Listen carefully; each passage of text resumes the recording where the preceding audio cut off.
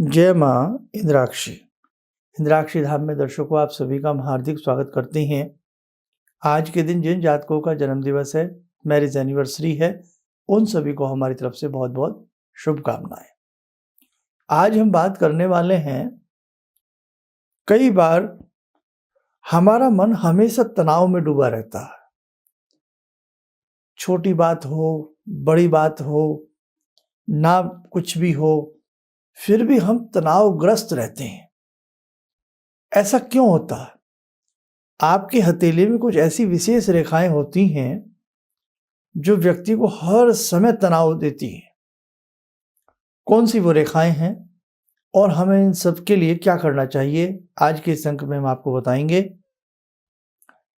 सबकी रेखाएं देखने में यूं तो एक सी लगती हैं, लेकिन सबका कर्मफल अलग अलग होता है। सबकी जिंदगी का गणित अलग होता है। जिस व्यक्ति की हथेली में मस्तिष्क रेखा और हृदय रेखा कहाँ होती है? सबकी हथेली में ये आयु रेखा है गोलाई से, ये मस्तिष्क रेखा है और इसके ठीक इधर से निकलती हुई ये हृदय रेखा है।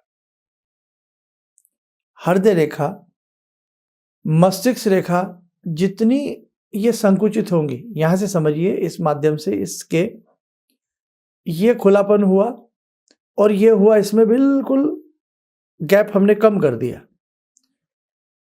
हृदय रेखा और मस्तिष्क रेखा में जितना गैप कम होगा, बहुत कम गैप रह जाए। आप देखिए, जिनकी हथेली में ऐसा है, हम गलत कह रहे हैं क्या? कहीं ना कहीं तनाव में या बेचैनी में वो व्यक्ति डूबा रहेगा।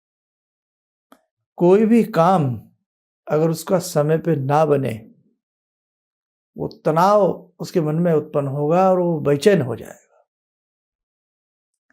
और इन दोनों रेखाओं में से कोई एक रेखा बीच में यदि टूटती हो, खंडित होती हो, या आगे जाकर के टेढ़ी मेढ़ी होती हो,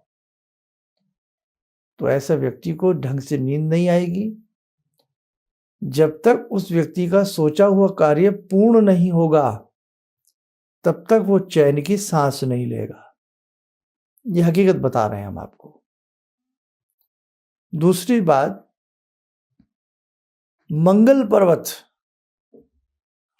सूर्य पर्वत और चंद्र पर्वत, ये चंद्रमा हो गया, ये आपका मंगल हो गया, रिंग फिंगर के नीचे सूर्य पर्वत।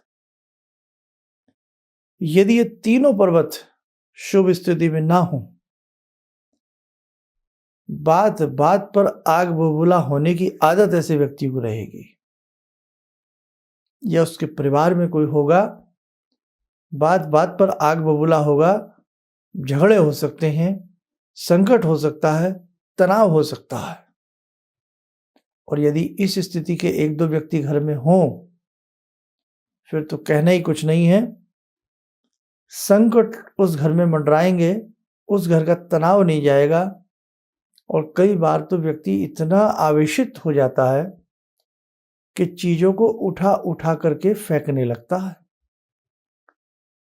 हाँ, क्रॉकरी तोड़ देगा, टेलीविजन पर कुछ फेंक देगा, कुछ ना कुछ इस प्रकार की चीजें अपने हाथ में रखी हुई कोई भी चीज हो, चाहे महंगी चीज है, सस्ती चीज है, मोबाइल है, कुछ फेंक देगा, तोड़ देगा। कई बार ये स्थिति छोटे बच्चों में भी हो सकती है। कई बार ये स्थिति पढ़ रहे छात्रों में भी हो सकती है। कई बार ये स्थिति आपके एम्प्लॉय में, आपके घर में, परिवार में किसी के साथ भी हो सकती है। इतना तनाव आना, इतना आवेश आना, तो देखो, ये मैंने आपको हाथ की बात बताई है। स्थिति मंगल और राहु की उसकी हथेली में हो, तो भयंकर योग पैदा करेगा। तनाव तोड़ेगा, फोड़ेगा, टूट फूट में उसका मन लगेगा। उसे परवाह नहीं होगी कि उसने 20,000 की चीज तोड़ दी, 50,000 की चीज तोड़ दी, किसी का हृदय तोड़ दिया। इसलिए आपकी कुंडली हो ना हो, हाथ की रेखाओं से बखूबी समझा जा सकता है कि ऐसे व्यक्ति के लिए हम क्या उपाय करें, या ऐसे व्यक्ति को खुद यदि ये नॉलेज हो, बाद में उसके चंद्रमा यदि अच्छे हैं थोड़े बहुत, बाद में रियलाइज होता है कि हमने गलत किया, हमें इतना गुस्सा क्यों आता है, हमें इतना तनाव क्यों आता है, तो वो व्यक्ति स्वयं भी अपने लिए उपाय कर सकता है, उसके परिवार वाले भी उसके लिए उपाय कर सकते हैं। क्या उपाय हो सकते हैं? आप कॉपी पेन उठा लें, मैं बता देता हूँ। देखो,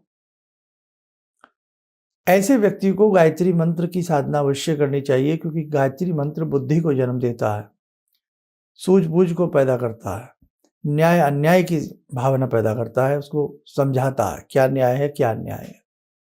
सदचेतना का मंत्र है। रोज 15-20 मिनट गायत्री मंत्र प्रातःकाल उठ करके ऐसा व्यक्ति पढ़े, ना पढ़े तो उसकी मम्मी पापा कोई भी उसके लिए पढ़े, कटोरी में थोड़ा जल रखें, बाद में वो जल उसे पिलाना प्रारंभ करें। एक ऐसे व्यक्ति के लिए आए सोमवार संभव हो सके तो नमक चमक विधि से कम 11 बार, 21 बार, 16 बार रुद्राभिषेक कराया जाए। आप करा के देखिए, आनंद ना आए तो बताना। ऐसे व्यक्ति के नाम से संकल्पित होकर के 11, 21, 16 बार नमक चमक विधि से रुद्राभिषेक कराएं। दिन कोई भी रख सकते हैं, सोमवार रख लें तो अच्छी बात, नहीं तो कोई भी रख लें, कोई दिक्कत नहीं है। नमक चमक विधि से रुद्राभिषेक एक दिन में 2 भी हो सकते हैं, और संध्याकालीन भी हो सकता है, बहुत अच्छा रहता है। दूसरी बात, 11 सोमवार चावल उबाल लें, उबला हुआ चावल ठंडा सा करके पक्षियों को खिलाएं। 11 सोमवार, 11 ही सोमवार, क्योंकि चंद्रमा मन सो अजाए, चंद्रमा मन के स्वामी है, मन को सही कर लें तो मन के हारे हार है, मन के जीते जीत है। मन में कोई बात आती है, क्रोध आता, तनाव आता, मन में कोई खुशी आती है तो व्यक्ति हंसने लगता है, खुश होने लगता है। उस व्यक्ति के नाम से हर सोमवार रुद्राभिषेक तो हमने बता दिया, कम से कम 4 दिए देसी घी के बना करके 16 या 11 सोमवार शिवलिंग के चारों तरफ लगावें, और एक लोटे में थोड़ा दूध और मीठा मिला लें, पानी मिला लें, नमः शिवाय बोलते हुए शिवलिंग पर चढ़ाएं, यानी कि अर्पण करें।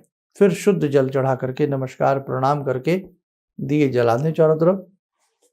चारों दिशाओं में दिए जल गए।